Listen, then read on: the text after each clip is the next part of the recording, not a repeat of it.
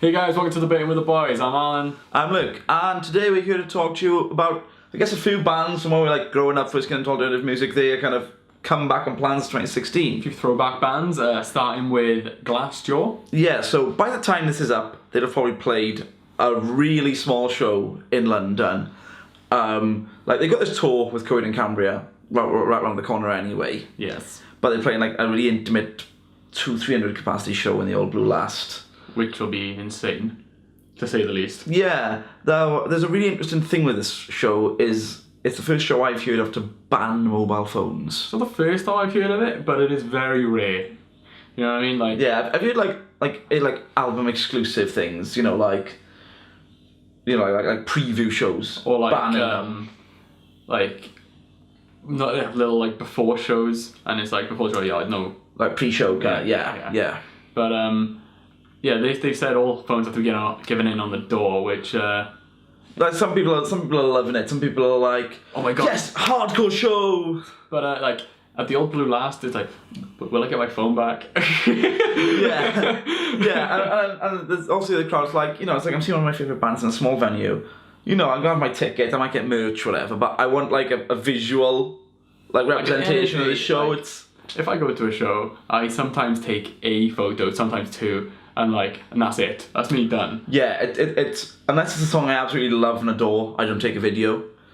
I never take. I've taken a video once. I've only ever once taken a video. I think the only times I did was really small acoustic shows where it doesn't really matter because nobody's standing behind you. They're like that. Yes. I don't know. I don't mind it happening, to be honest with you. And it makes it a bit more of a show for people that are there. It makes it more of a moment for people that are there and stuff. Even though it's sold out in seconds. Yeah, so I think it's like 6 1/2 times the other is like, I get why bands hate it. Imagine just staring at somebody else and like this the entire time. Experience it But maybe they could have gone halfway and mean if you want to come forward, please come forward. If you want to use your phones, please stay at the back.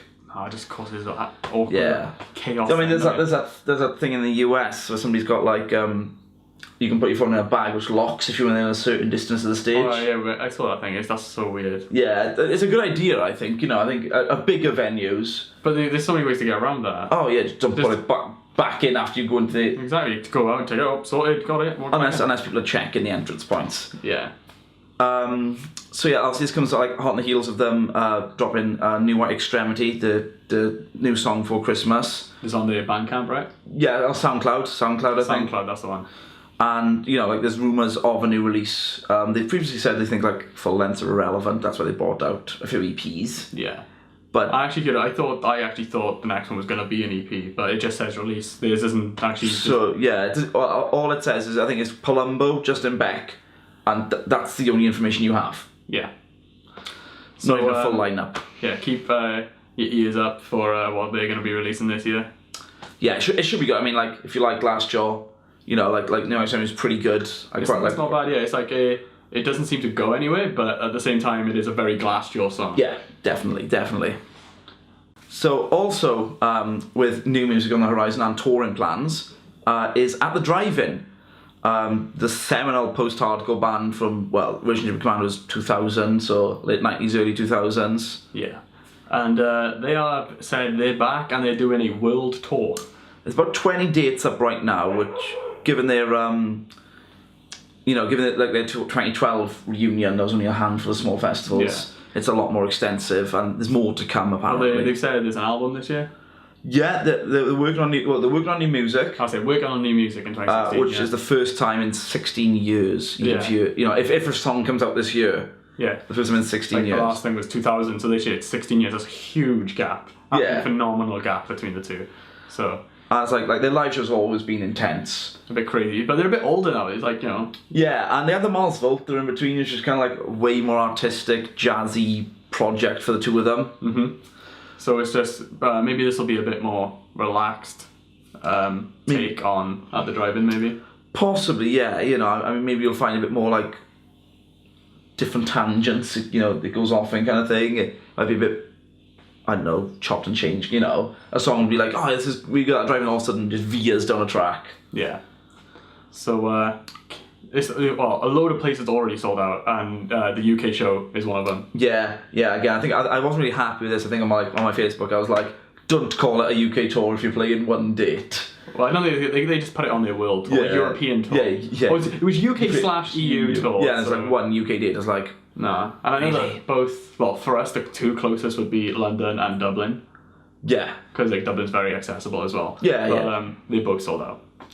But yeah, if you got a ticket, congratulations, you're in for a great time. Yeah, it's going to be mental. I don't know, it's just such a big venue. Will it work? I don't know, well, I saw them at Reading. That was kind of cool. Yeah, okay, cool. So yeah, go check them out if you get the chance. So finally on our list of throwback bands is Deftones, and they have got a new album coming out in April called Go. Yeah, a lot of people speculated that, you know, there was rumours they were doing new music. Mm-hmm. They've never been one to rush albums, they've always taken their time between them. Oh, yeah. And but there's speculation that we'd finally get to hear Eros, which was the sessions they shelved in the wake of 2008, I think it was. Oh, okay. In the wake of Chi Cheng's accident, and which obviously ultimately meant 4 years down the line cost him his life. But you know, there was they put like one track up, which was taken down in like 2 days. Like Chino uploaded it himself on YouTube, took it down in like 2 days, kind of thing. So if you did get to hear it, what was it like? I didn't, unfortunately. Maybe it's floating around somewhere. We need to look into that. Yeah. But so you know, it's just like they're one of these bands that just has like this staying power. Yeah, they've just constantly been going since like let's say '95 they got together, and then like they rose to like a massive height in like early 2000s. Late Yeah, I think Back to School kind of. Yeah, the Back to School tour was like kind of what made them extremely mainstream. Yeah. Apparently they hate playing it because it kind of fit in with like the new metal kind of like rapping over rock. I don't know the actual reason, but like I know they do play it time to time now. But I know on the Back to School tour they didn't play it. Yeah, weird. But yeah, like they've like I said, they've taken their time between albums. They've never unlike Glassjaw at the Drive-In, they've never split up. No. They've never been like hiatus. They've never had a split. They just take the time, make the music, doing what they love. Like Chino does loads of like side projects as well. You know, Team Sleep, Palms, Crosses, everything else. Yeah, anything. So yeah, like it's gonna be good to see them back, kind of thing. It's always interesting to hear what they come up with because they're another one of these bands that just like push the boundaries. Obviously, last year they pulled the tour because of what happened in Paris with Eagles of Death Metal. Yeah. Or Paris Attacks.